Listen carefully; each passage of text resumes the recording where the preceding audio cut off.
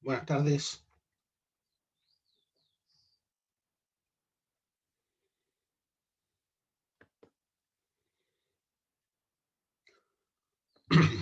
Vamos a seguir viendo la materia. Habíamos quedado en cómo podíamos calcular el peso específico de un mineral. Habían varios equipos que nos permitían calcular el peso específico. Habían varias formas de medirlo. Una forma era con el método de la doble balanza, donde tengo que equilibrar la masa, ¿cierto? Obviamente algo que tenga, por ejemplo, el peso específico 2, 1 centímetro cúbico de ese algo, que podría ser quizás calcita, no sé, va a equivaler a 2 centímetros cúbicos de agua. Ahí quería equilibrar la balanza.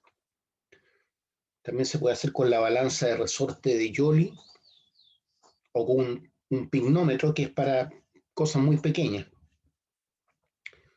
Entonces ahí están mostrando cómo medir, ¿cierto?, el peso específico conociendo que cuando algo es 5, tiene peso específico 5, significa que es el equivalente a 5 volúmenes igual que el que estoy masando, pero de agua. Entonces ahí vemos que se arrojó un mineral, una roca, en un vaso, y esa roca, ¿cierto?, desplaza agua. Por lo tanto, el volumen aparentemente sube. Aquí también se puede ver cómo al principio hay un volumen 1, y una vez que penetra, ¿cierto?, algo pesado, va a desplazar agua, y va a desplazar tanta agua como el volumen que tiene esa pesa, ¿ya?, esa masa. Entonces, de esa forma uno puede ir equilibrando la balanza y puede ir viendo cuál es el peso específico de un mineral o de una roca. Determinación del peso específico. Se dice que WA es el peso del mineral o de la roca en el aire, ¿cierto? Tal como masamos siempre algo. WW es el peso del mineral sumergido en agua. Ahí da la idea como que pesara menos porque el agua lo empuja hacia arriba. Es lo que ocurre cuando estamos en la piscina, ¿cierto? Y sentimos que pesamos menos. Y al hacer esa diferencia entre el peso del mineral en el aire menos el peso del mineral en el agua, se obtiene el peso de un volumen igual de agua. El peso de un volumen igual de agua, del agua que desplazó el cuerpo, ¿cierto? Entonces el peso específico lo obtenemos de esa forma. WA partido por WA menos WW. O sea, el peso del mineral en el aire partido por la diferencia entre el peso del mineral en el aire menos el peso del mineral en el agua. Y así obtenemos el peso específico de ese mineral o roca. Balanza de resorte de Joule o deformación de un muelle también se llama. Ahí está la balanza de resorte de Joule. Cuando queremos medir cosas muy pequeñas, un pignómetro se puede hacer con un pignómetro usando líquidos pesados como el bromoformo, el tetrabromuro de acetileno y el yoduro de metileno. Determinación del peso específico de los fragmentos pequeños de mineral. Entonces, de acuerdo a lo que desplace de esos líquidos que ya conocemos su peso específico, podemos calcular, ¿cierto?, el peso específico de los minerales que introdujimos dentro del pignómetro.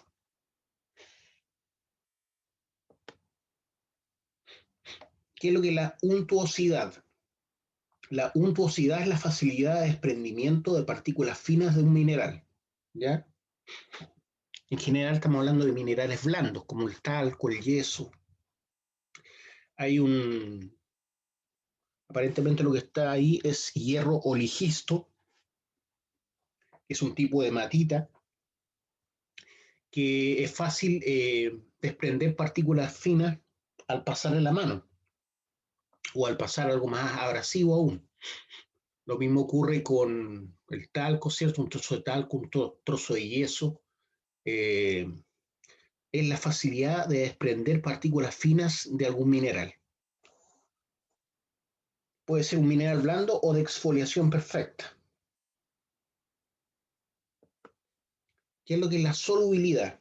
Bueno, la solubilidad tiene que ver con cuán soluble es un mineral, por ejemplo, en agua o en ácido o en una base. ¿Ya? Hay minerales que son solubles en agua, como el cloruro de sodio. Otros minerales son fácilmente solubles, por ejemplo, en un ácido, como un óxido de cobre, ¿cierto? Y otros son solubles en base, ¿ya? Entonces, lo importante es que el mineral se digrega en sus iones y se transforma en una solución, ¿ya? Se transforma en una sola fase. Ya no vemos dos fases, sino una sola fase. Eso es cuando hablamos de solubilidad. También una forma de ver y determinar, por ejemplo, si tenemos esa muestra que está ahí y no sabemos si es calcita o cuarzo, por ejemplo. Entonces, una forma de ver si es calcita o cuarzo es con un gotario, ¿cierto? Con una solución diluida de ácido clorhídrico, tomo algunas gotas y las arrojo, ¿cierto? Sobre una de las caras esas de lo que no sé qué es, si es cuarzo, calcita, ya podría ser otra cosa también, alita. Si es calcita, va a efervecer. En cambio, si es cuarzo, no va a pasar nada. Entonces voy a poder determinar con una solución de ácido clorhídrico diluido que no es cuarzo, sino calcita. ¿Por qué? Porque la calcita va a efervecer ante la presencia de gotas de ácido clorhídrico, porque va a tender a diluirse y va a efervecer producto de que está transformándose el carbonato en CO2. También por el sabor podemos determinar algunos minerales, como el sabor salado del cloruro de sodio, que su nombre es halita, como mineral es halita. La silvina también tiene un sabor especial. Hay rocas que son amargas, ¿cierto? Como el sulfato de cobre, eh, etcétera. O sea, mediante el sabor uno puede determinar algunos minerales, ¿ya? Si eso fuera cuarzo o sal, el cuarzo no va a tener ningún sabor, en cambio, como es soluble al agua, la sal común sí va a permitir detectar su sabor.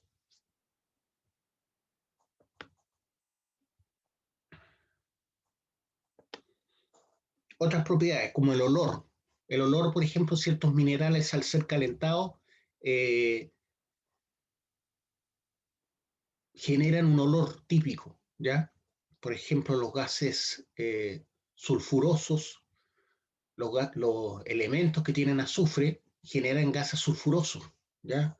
Como por ejemplo el azufre mismo, ¿cierto? La pirita, que es un sulfuro de hierro, y la marcasita, que también contiene azufre, dan un olor peculiar a azufre, ¿ya? Obviamente hay que conocer el olor previamente para poder detectar ese olor sulfuroso. El típico olor como a huevo podrido es propio del ácido sulfídrico, por ejemplo. El ácido sulfídrico tiene ese olor eh, clásico de como de huevo podrido, ¿ya? Que es un gas que aparece cuando se están descomponiendo, cuando se descompone la materia orgánica. Propiedades que dependen de la luz, propiedades que dependen de la luz, o sea, cómo se comporta la luz en estos materiales o minerales. Propiedades que dependen de la luz son varias: el color, el brillo, la raya, uno dice la raya, ¿por qué la raya? Porque la raya tiene un color. Cuando yo paso un mineral, ¿cierto?, que tiene una dureza menor a 6,5 sobre una placa de porcelana blanca, va a dejar un color característico propio de ese mineral, ¿ya?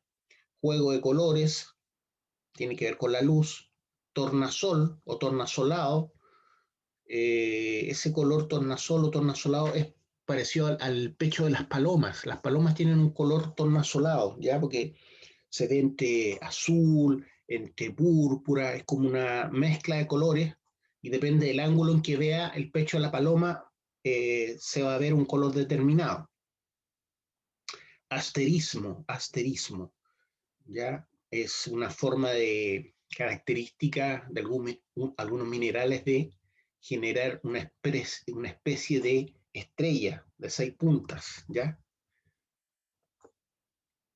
Color. Color. Definición. Emisión energética de fotones con determinada longitud de onda como respuesta a la excitación de una energía exterior. Bueno, esa energía exterior es la luz, simplemente que refleja un cuerpo.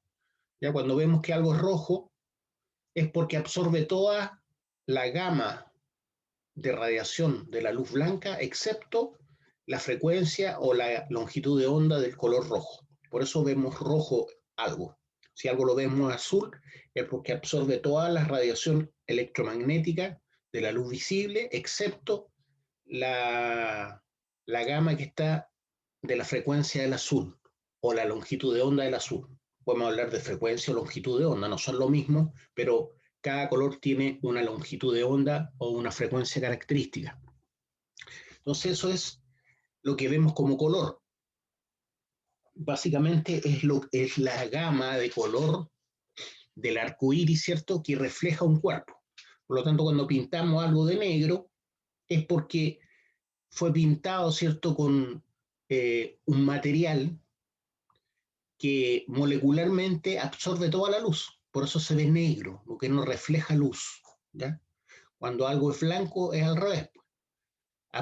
Refleja toda la luz, ¿ya? Si yo pinto algo de color blanco es porque le estoy poniendo un aditivo, ¿cierto?, que esa cosa que pinté va a quedar reflejando toda la luz del espectro de luz visible.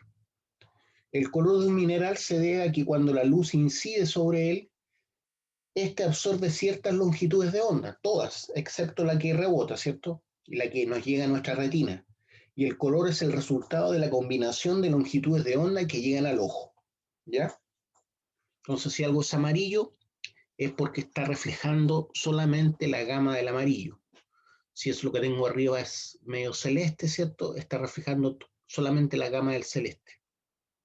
Porque una ve diferencias de colores en un mismo mineral. Bueno, puede ser por la concentración que sea distinta,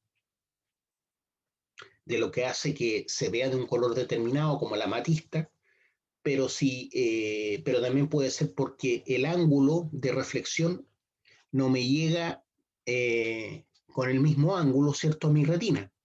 ¿Qué significa eso? Que la luz está llegando a esos cristales de azufre, pero todos los ángulos no inciden con el mismo ángulo. Perdón, todos los fotones, todos los rayos de luz no inciden con el mismo ángulo, por lo tanto algunos rebotan hacia allá, otros hacia acá, otros a mi retina. Entonces eso hace que se vea como distinto y eso nos permite ver también en 3D, ¿cierto?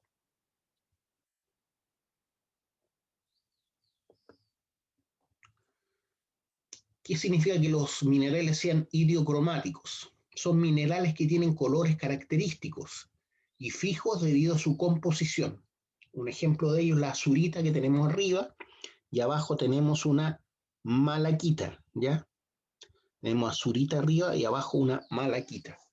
Tienen átomos de un determinado elemento dentro del mineral que les da un color característico, que tiene que ver con el color que reflejan, ¿cierto?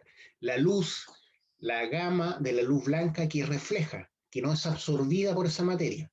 Tienen átomos de un determinado elemento dentro del mineral que les da un color característico por el cual son identificables. Eso mismo ocurre con los fuegos artificiales. Los fuegos artificiales utilizan para dar colores distintos utilizan viruta, ¿cierto? O acerrín de ciertos metales. El cobre da un color característico, el hierro da otro color característico, el cromo da otro color característico, y así. Es así como uno puede ver fuegos artificiales de distintos colores. Ahí tenemos la fórmula de la malaquita, que es un carbonato, ¿cierto? Y la azurita, que también es un carbonato, pero solamente por tener un átomo más de cobre, la azurita se ve azul, y la malaquita por tener un átomo menos de cobre y un ion carbonato menos, se ve verde. ¿Ya? Variación del color, variación del color. Así se llaman los minerales que varían de color, se llaman alocromáticos, alocromáticos. ¿Qué significa eso? Que hay varios minerales que pueden presentar distintos colores, como el cuarzo, por ejemplo. El cuarzo es SiO2, pero dependiendo la impureza que tenga, va a tomar tal o cual color. Cantidades apreciables de algún elemento, sustitución parcial de elementos propios de los minerales, ¿ya? Va a depender si tiene hierro o magnesio, para que se vea verde, por ejemplo, el anfibol tremolita, ¿ya? Aparecen átomos de otros elementos incrustados en la estructura, impurezas, ¿cierto? Cromomorfos, cromo, crom, cromóforos. Los cromóforos son los que tienen hierro, manganeso, cobre, cromo, cobalto, níquel o vanadio, como elementos traza, muy poca cantidad. Absorben la luz intensamente, causando el cambio de color en el mineral. Entonces, dependiendo si tiene hierro, manganeso, cobre, cromo, cobalto, níquel o vanadio, van a tener una variante de color. El corindón es rojo cuando tiene cromo. El corindón es rojo cuando tiene cromo. El rubí se llama rubí. El corindón es azul. El corindón es azul cuando tiene cantidades mínimas de hierro y titanio. Entonces ahí aparece, y nosotros hablamos del zafiro azul, pero es corindón, que tiene cantidades mínimas de hierro y titanio, y por eso lo vemos azul. También hay inclusiones muy pequeñas de otros minerales en un mineral. ¿Ya? Entonces aquí tenemos una muestra de cuarzo, pero vemos que tiene manchas amarillas, por ejemplo. ¿Ya? Manchas amarillas. Esas manchas amarillas son de limonita, ¿ya? Óxido de hierro. Puede tener manchas rojizas, o sea, puede tener óxido de hierro como hematita también.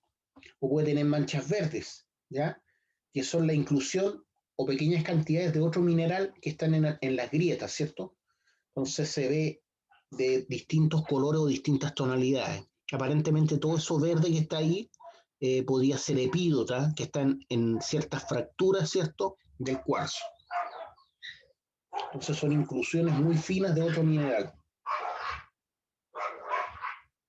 Tenemos un poquito, por favor.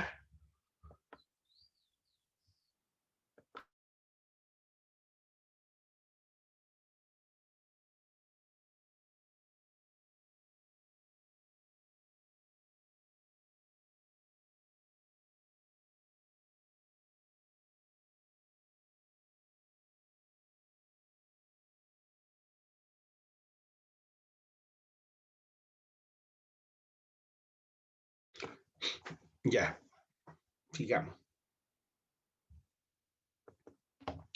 Ahí vemos, por ejemplo, distintos colores en un solo mineral. También se le llaman defectos en la estructura cristalina.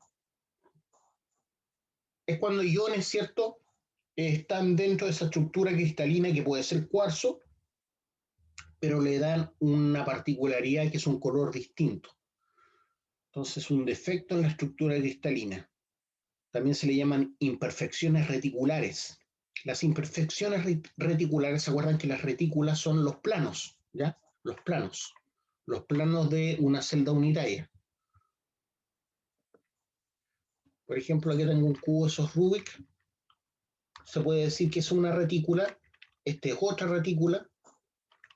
Esta es otra retícula, ¿ya? Las de abajo también son retículas distintas, ¿ya? Entonces, cuando hay defectos en las retículas o imperfecciones reticulares o defectos en la estructura cristalina, le pueden dar una variante de color a un mineral, ¿ya? Por ejemplo, en el cuarzo, ¿ya? El cuarzo se transforma en amatista, sigue siendo cuarzo, pero la impureza que tiene dentro de su estructura hace que tenga otro color visible. Lo mismo pasa con el ónix, que también es un cuarzo, con el ópalo, que también es un cuarzo, pero se ve distinto. No es el típico cuarzo que nosotros conocemos, ¿cierto? Que tiende a ser blanco o transparente. Las imperfecciones reticulares pueden ser debidas a espacios vacíos o a la presencia de iones extraños, a espacios vacíos o a la presencia, perdón, de iones extraños. Esto puede ser causa de que la luz blanca sea absorbida selectivamente, ¿ya? Porque hay otros elementos que hacen que el mineral no sea el clásico, sino que eh, se vea distinto por esas impurezas o esas inclusiones reticulares. Inclusiones reticulares. Ahí tenemos ejemplos de minerales halocromáticos. Todos los que estamos viendo son cuarzo. Cuarzo. Pero aquí tengo cristal de cuarzo ahumado, le llaman a este. Cristal de cuarzo ahumado. Es valioso porque es poco común. La amatista la tenemos aquí abajo, pero sigue siendo cuarzo. Lo que pasa es que la impureza en el cuarzo, que se vea como amatista o como cristal de cuarzo ahumado, es distinta a las otras variantes, ¿cierto? Este también es cuarzo y se ve blanco.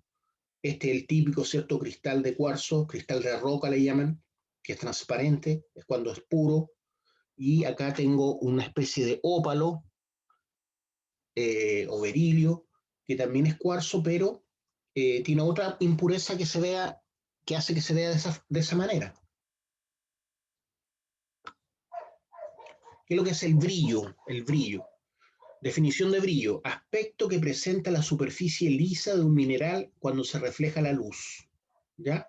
Entonces lo que tenemos arriba es algo que tiene un brillo, ¿cierto? Un brillo, le llamamos brillo metálico, brillo metálico. Es el resultado de la acción conjunta de diversos efectos ópticos, el brillo, reflexión, absorción y dispersión de la luz. Todos esos efectos hacen que algo brille en la superficie del mineral. El brillo debe ser estudiado sobre superficies planas y superficies no oxidadas y limpias. Por lo tanto, si la especie que tengo arriba o la especie que tengo abajo en el dibujo está con polvo encima, obviamente no va a tener el mismo brillo. Por eso el brillo debe ser estudiado sobre superficies planas, no oxidadas y limpias. A veces los minerales tienen una cosa que se llama pátina, pátina. Entonces la cara de un cristal, por ejemplo, de calcopirita o la cara de un cristal de pirita tienen aparentemente otro color, otro brillo, debido a la pátina. La pátina es como una especie de oxidación superficial, ¿ya? Y eso ocurre cuando el cristal lleva harto tiempo expuesto al aire o al agua. Entonces tiene pátina. Tipos de brillos. Entonces tenemos el brillo metálico, que es el clásico de la pirita, del oro, el brillo que tiene el cobre, cuando no está oxidado, obviamente, y está limpio. Ese es el brillo metálico típico, ¿cierto? El aluminio tiene un brillo metálico típico, la plata tiene un brillo metálico típico. Es fácilmente reconocible el brillo metálico. Pero el brillo no metálico tiene muchas variantes. El brillo no metálico no basta decir tiene brillo no metálico. Puede ser vitrio, puede ser resinoso, puede ser graso, puede ser adamantino o diamantino, puede ser nacarado, sedoso, y ahí falta uno que se llama terroso, terroso. Vitrio es cuando tiene el reflejo parecido al vidrio. El cuarzo tiene un brillo no metálico vitrio, la turmalina también. Se habla de brillo resinoso cuando tiene el aspecto de la resina, ¿cierto? De la resina, o sea, parecido a la vela, al, a, la, al, a la parafina. Es el brillo resinoso. ¿Qué minerales tienen ese brillo? La blenda y el azufre. Está el brillo graso también. parece estar cubierto de una delgada capa de aceite. Parece estar cubierto de una delgada capa de aceite. La serpentina, que es un mineral, tiene ese brillo. Hay brillo adamantino o también diamantino se llama. En algunas partes aparece como adamantino, en otras partes diamantino. Es un reflejo fuerte y brillante como el diamante, ¿cierto? Que uno, en la medida que va cambiando el ángulo en que está mirando el diamante, cambia el reflejo, el brillo, ¿cierto? Así, por ejemplo, la atacamita tiene brillo adiamantino y el cinabrio también tiene brillo adiamantino y la cerucita también. Brillo nacarado es un aspecto iridiscente como el de la perla, aspecto iridiscente como la perla. Si ustedes recordarán si han visto una perla o una concha, ¿cierto? De algún molusco bivalvo, por dentro tiene ese brillo nacarado. Significa que tiene como distintos matices de color. ¿Ya? Es el brillo nacarado. Se ve en superficies paralelas a la exfoliación. Se ve en superficies paralelas a la exfoliación. El talco, por ejemplo, tiene brillo nacarado, cuando está como mineral, pues. Sedoso, brillo sedoso, como la seda, se parece a la seda, o la seda es poco común hoy en día. Uno puede encontrar corbatas de seda, pero es más común el satín. Satinado uno habla también, brillo satinado, el mismo brillo de la seda, ¿ya? El brillo satinado o sedoso. Entonces, cuando un mineral tiene ese brillo, como, se observa como que tuviera fibras finas, como la seda, ¿cierto? Se observa en agregados paralelos de fibras finas, se ve como que fueran fibras finas de seda. El yeso, por ejemplo, tiene ese brillo sedoso. Ahí están los brillos no metálicos: vítreo, resinoso, graso, adamantino, nacarado, sedoso. Pero también agreguen ustedes el brillo terroso, terroso. La limonita generalmente presenta brillo terroso. La hematita, color roja, también generalmente presenta brillo terroso, porque da la idea como que si uno le pasara la mano, va a quedar con el dedo manchado, como que fuera tierra lo que tiene encima. ¿Ya? Es el brillo terroso.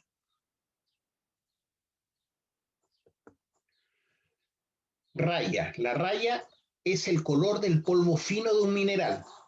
¿Ya? Entonces, cuando pasamos un mineral con una dureza menor a 6,5, que es la dureza de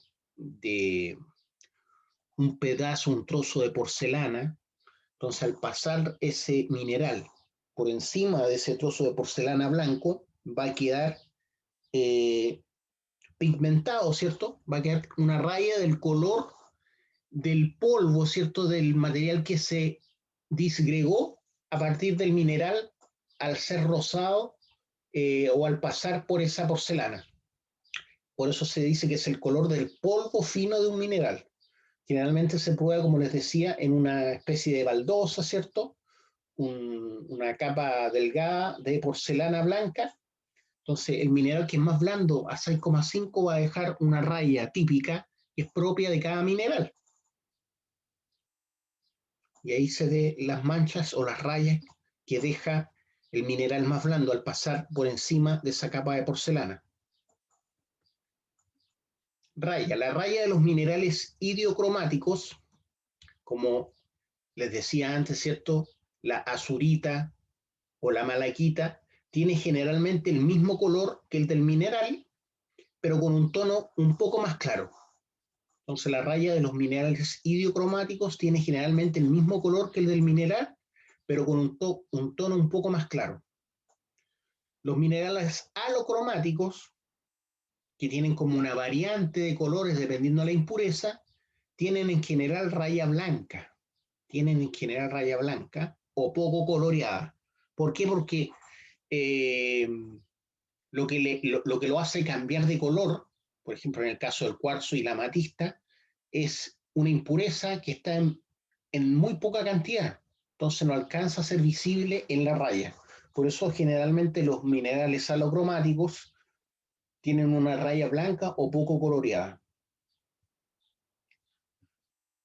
Existe también esa cualidad que se llama juego de colores, que es la interferencia de la luz en la superficie. ¿Cómo se ve la luz cuando es iluminado un mineral que produce esta interferencia de luz o juego de colores? En el interior de un mineral, cuando el ángulo de luz incide, cambia.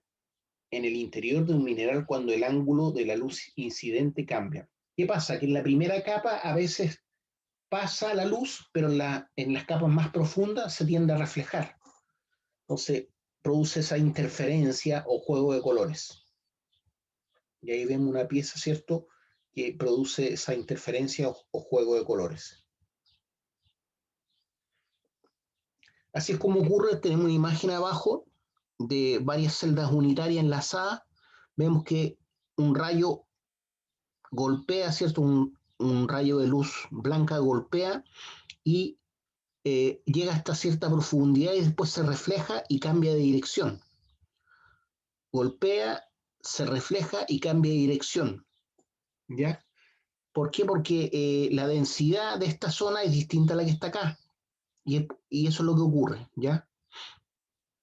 Entonces, por eso se ve de esta manera un mineral con juego de colores, que una bella muestra esta que está acá. Preciosa muestra.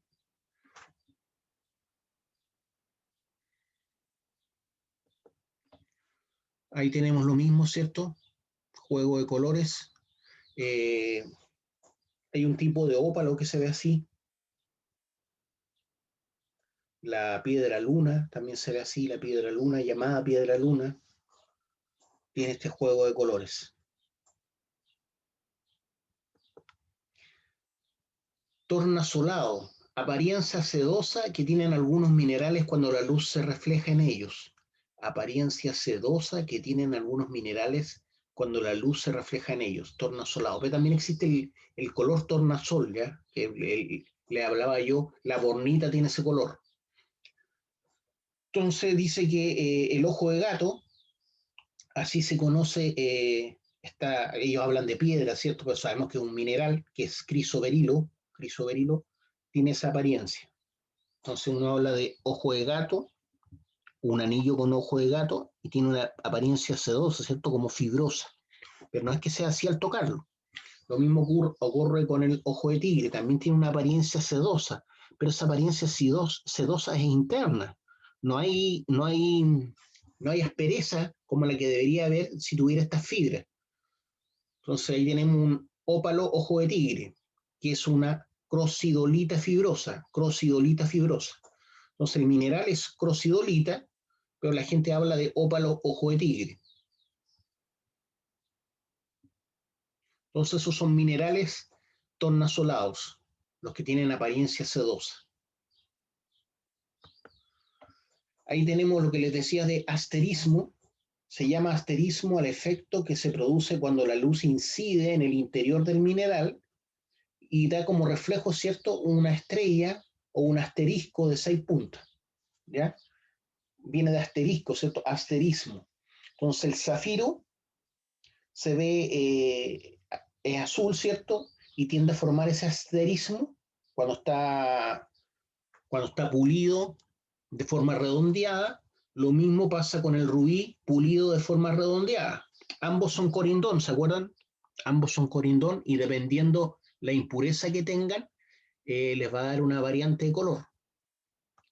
Voy a ver si lo vemos para que no se lo olvide.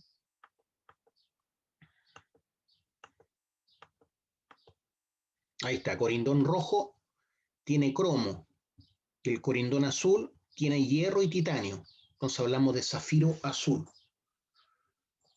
Entonces acá tenemos corindón, pero está pulido, redondeado, y por eso presenta ese efecto llamado asterismo.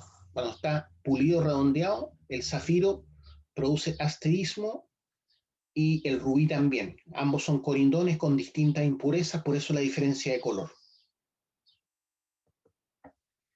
¿Qué es lo que es la luminiscencia? Bueno, hay distintos tipos de luminiscencia, ¿ya? Hablamos de incandescencia, por ejemplo, es el fenómeno de emisión de luz debido a la energía calórica. Hay minerales que al ser calentados emiten luz, ¿ya?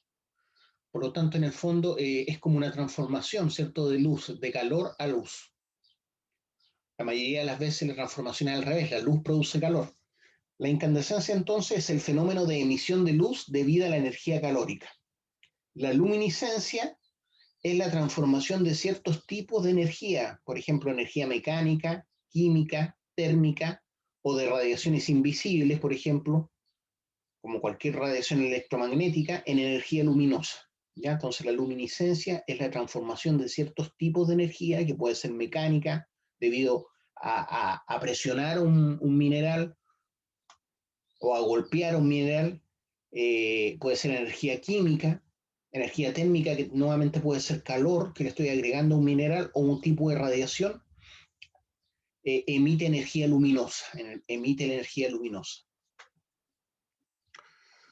Y finalmente tenemos el espectro de la luz visible, ¿cierto? Que es lo que tenemos acá, que va del rojo al violeta, el espectro de luz visible, y la longitud de onda del espectro de luz visible va de los 380 a los 780 nanómetros, de los 380 a las 780 nanómetros.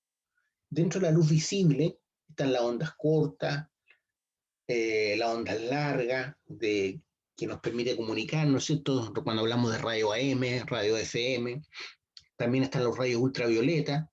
Todo esto es el espectro. Solamente la luz visible es la parte más pequeña del espectro de radiaciones electromagnéticas. Nosotros podemos ver del rojo al violeta, pero el ultravioleta no lo vemos. Y el infrarrojo tampoco lo vemos. Por eso hablamos que el espectro de la luz blanca o de la luz visible va de los, como vemos ahí, 780 nanómetros a unos 380 nanómetros. Fíjense que entre más sea la longitud de onda, es menos dañina la luz. El infrarrojo no hace daño, pero la ultravioleta tiene una frecuencia, una menor longitud de onda, por lo tanto mayor frecuencia. Entonces, a mayor frecuencia, más dañina es el tipo de luz, ¿ya?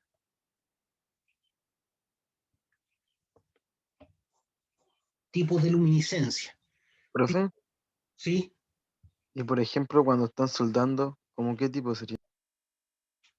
Lo que pasa es que ahí uno ve luz visible, pero también radiación ultravioleta. La radiación ultravioleta tú no la ves, pero esa es la que te quema la vista.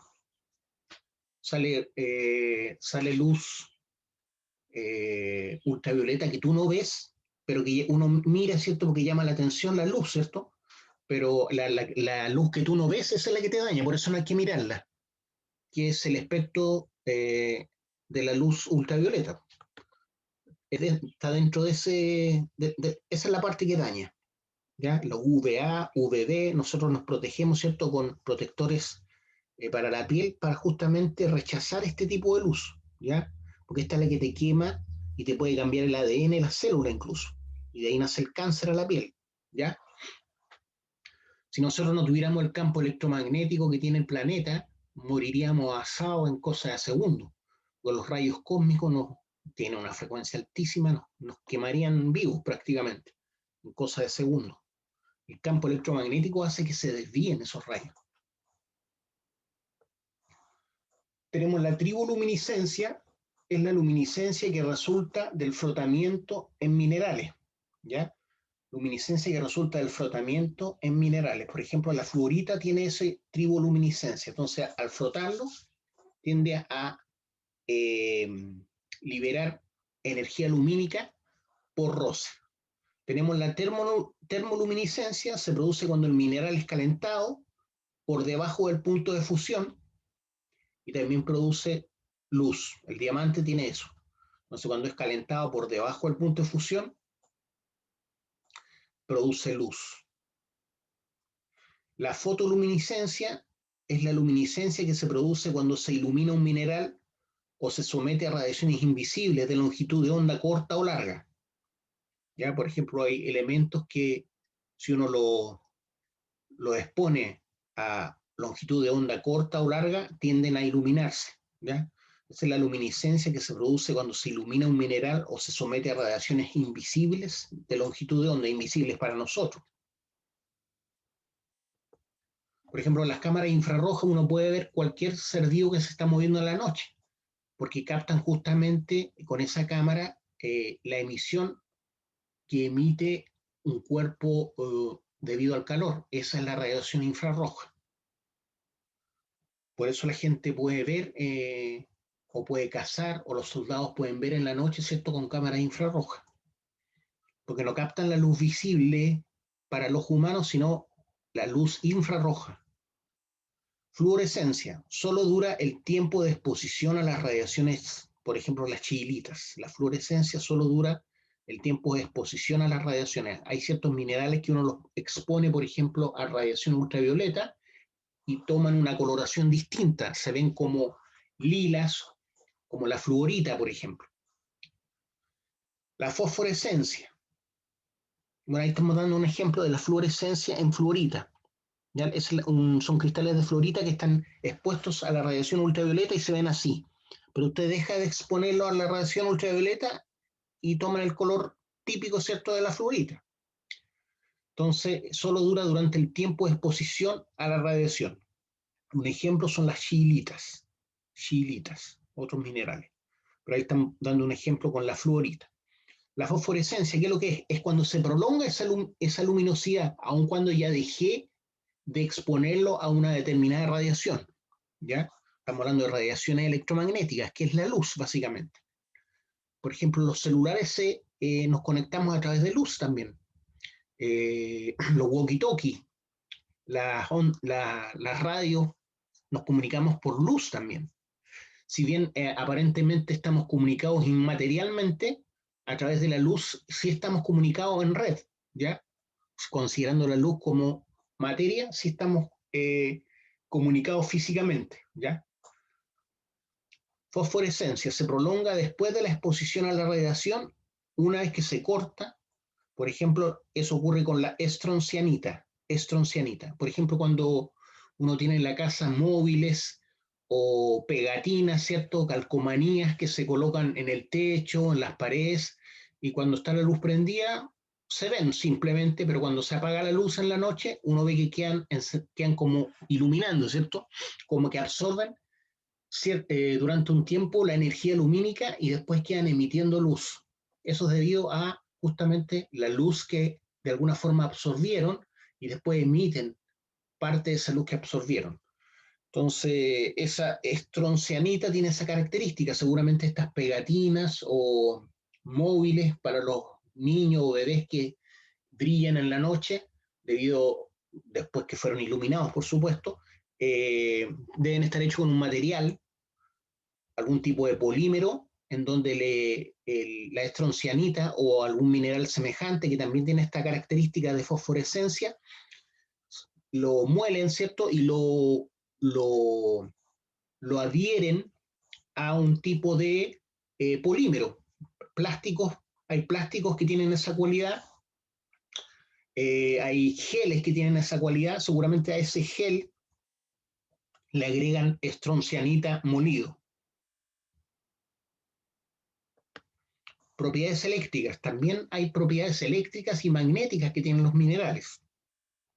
Bueno, la principal es la conductividad eléctrica, ¿cierto? Se sabe que los enlaces metálicos, los iones metálicos, permiten el traspaso de electrones de los últimos niveles. Pasan electrones de iones del último nivel a otro ion rápidamente, cuando hay diferencia de potencial eléctrico. Eso es lo que permite el traspaso de electricidad. Propiedad que tienen los minerales y que son especialmente interesantes por sus aplicaciones industriales. Bueno, las propiedades eléctricas como la conductividad eléctrica son claves, ¿cierto?, para todo lo que es energía eléctrica, ¿cierto? Necesitamos cobre, mucho cobre. También se puede hacer con el oro, pero el oro es más caro, ¿cierto? El oro también es un buen conductor, el platino también es un buen conductor. Conductividad eléctrica, entonces, la primera propiedad relacionada con la electricidad es la electricidad por frotamiento. La electricidad por frotamiento. ¿Qué significa? Que se carga estáticamente. Uno ve un lápiz abajo, tipo Bic, le pasan un paño sedoso de seda y lo carga eléctricamente. Al pasar el paño, se carga eléctricamente con energía estática, en donde lo que básicamente hice es agregarle electrones a la materia superficialmente. Entonces se carga negativamente y puedo atrapar, por ejemplo, trocitos de papel liviano. Eso se descubrió con el ámbar por primera vez, ¿ya? Se descubrió hace miles de años con el ámbar. Entonces el ámbar tiene esa cualidad que al frotarlo, por ejemplo, en un pantalón o en el pelo, se carga negativamente y puede atraer trozos de papel. Los antiguos griegos ya sabían que el ámbar frotado con lana, por ejemplo, adquiría la propiedad de atraer cuerpos ligeros. Eso ocurre también cuando nos sacamos chalecos de nylon. En la noche, no sé si se han dado cuenta, uno tiene un chaleco y está oscuro y al sacárselo se ven como pequeños chispitas. Bueno, y tiene que ver con eso, ¿cierto? Con la electricidad estática. Cada una de esas chispitas son electrones, ¿cierto? Que están saltando eh, de un ion a otro. Conductividad eléctrica, como les decía, es la capacidad que tiene un mineral de conducir la electricidad. En general hablamos de los metales, que son buenos conductores eléctricos. Depende de la presencia en el mineral de enlaces metálicos. Ahí tenemos un ejemplo, ¿cierto? Que es oro nativo, una muestra de oro nativo con trozos de cuarzo, una pieza de museo esa, no es común encontrarla, pero también ocurre con el cobre. El cobre nativo también es un excelente conductor eléctrico, mejor que el oro, de hecho.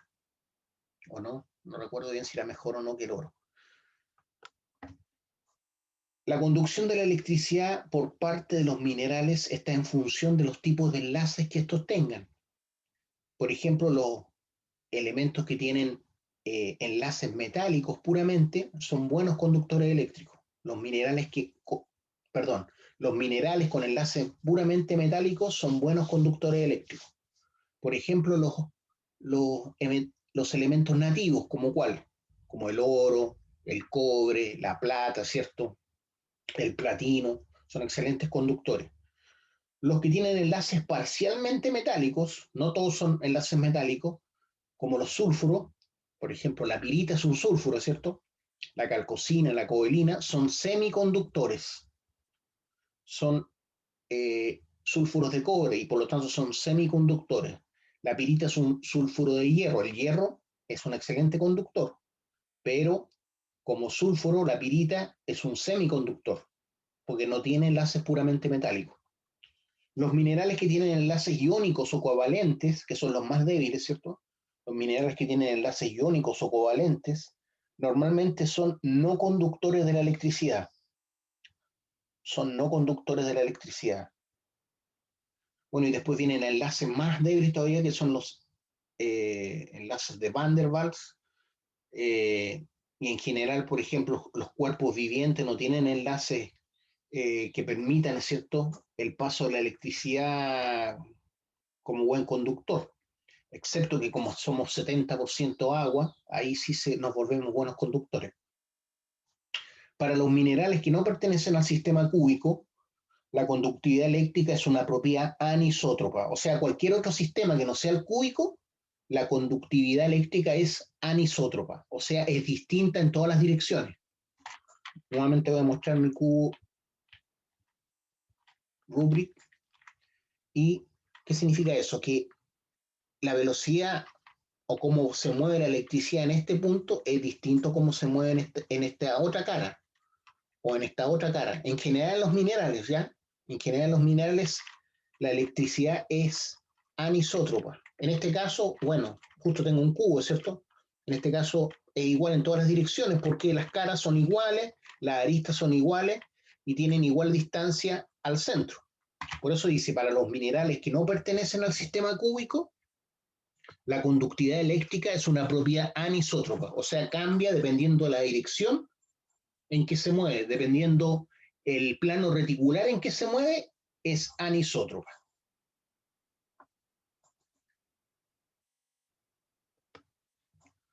Otras propiedades eléctricas, tenemos la piroelectricidad, es la capacidad de un mineral de adquirir carga eléctrica, es la capacidad de un mineral de adquirir carga eléctrica, por ejemplo, al ser frotado, cuando es sometido a una variación de temperatura, ¿ya?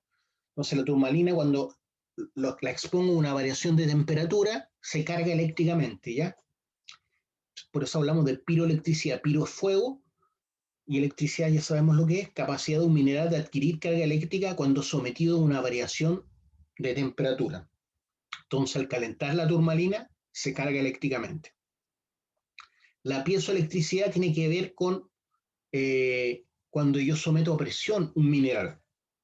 Es la capacidad de un mineral de adquirir carga eléctrica cuando es sometido a una determinada presión. El cuarzo tiene esa característica. Al presionarlo, ¿cierto? Al someterlo a una presión, adquiere carga eléctrica. También tenemos propiedades magnéticas. El magnetismo es algo clave, ¿cierto?, para determinar ciertos minerales. Por ejemplo, yo siempre soñé desde chico con encontrarme con un meteorito. A los 43 años me encontré con un meteorito recorriendo un sector más menos plano acá en Limache, y como soy minero, tuve 4 geologías, de repente veo una piedra rara porque al ir caminando en un sector rural, y era un trozo de roca de más o menos 6 centímetros, se veía como una roca, ¿cierto? Pero yo al tiro capté que era distinto, tenía brillo metálico, y se veía un poco oxidado nomás, una capa superficial. Y lo tomé, claro, y era pesado. No era tenía un peso específico alto, distinto a una piedra de ese tamaño, uno la capta al tiro. Y era un meteorito, ¿no? Así que cumplí con mi sueño encontrarme con un meteorito. Y creo que me permitió asegurarme, justamente llegué a la casa y con un imán, le acerqué un imán y se atraía fuertemente, ¿cierto? Como que fuera prácticamente hierro puro, eh, y tenía las zonas como suavizadas, producto del roce seguramente de la entrada a la atmósfera, y otras zonas medias quebradas. Algún día lo voy a mostrar para que se den cuenta que cómo uno puede detectar un meteorito. Entonces, el magnetismo es la capacidad de un mineral de ser atraído por el campo magnético de un imán. Tenemos minerales ferromagnéticos, aquellos que son fuertemente atraídos por los campos magnéticos. ¿Ya? Uno de esos son los meteoritos, porque tienen un alto contenido de hierro. La magnetita, como tiene entre un 56 a 65% de hierro, es fuertemente atraída por un imán o un electroimán. Lo mismo pasa con la pirrotina y la ilemnita. En otra parte vimos que aparecía la pirita, pero yo les expliqué que estaba malo eso. Minerales paramagnéticos son atraídos débilmente por los campos magnéticos de un imán, como el rutilo, la siderita, el berilo y minerales que contengan hierro en su composición. El rutilo, la siderita, el berilo y minerales que contengan hierro en su composición. Minerales diamagnéticos. Estos minerales no son afectados por los campos magnéticos e incluso son débilmente repelidos por ellos, como la sal común o halita, y el carbonato de calcio como calcita. ¿Ya? La halita y la calcita son minerales diamagnéticos.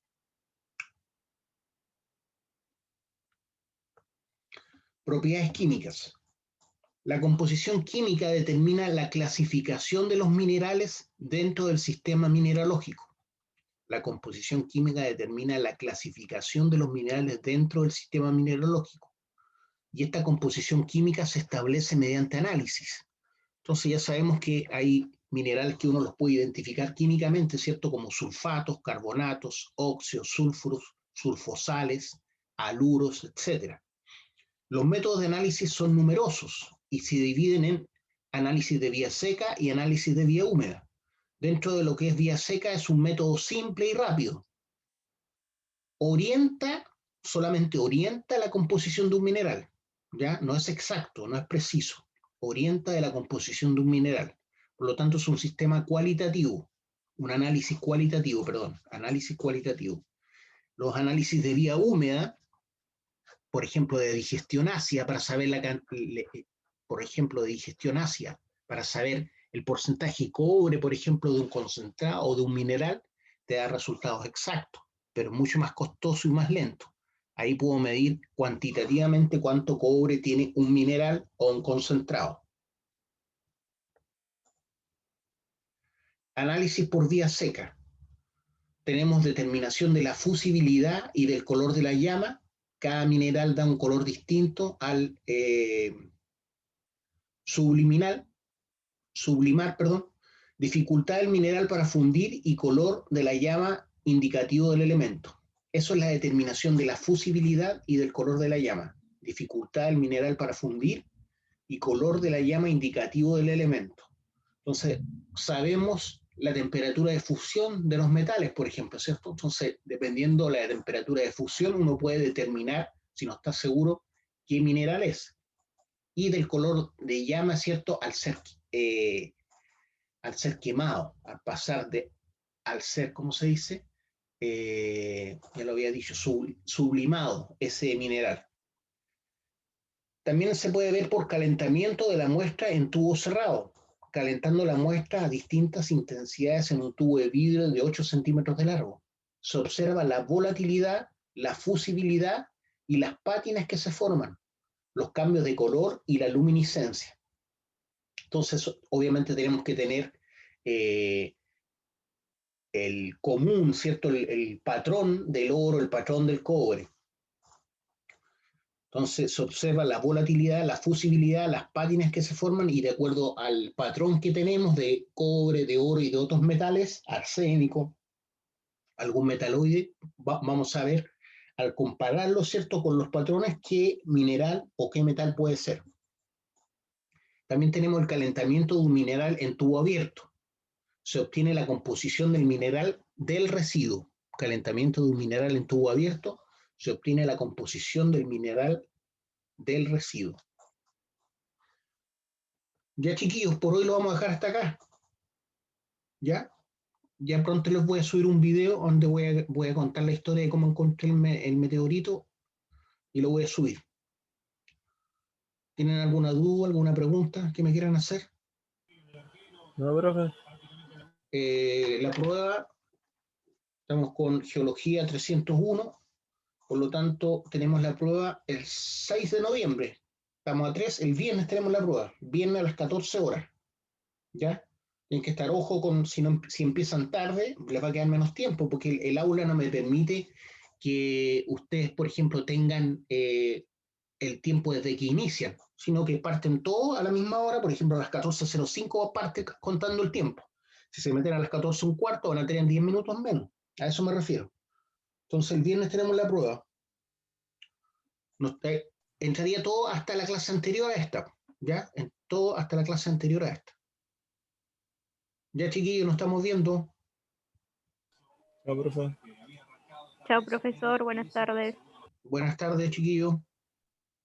Que les vaya bien.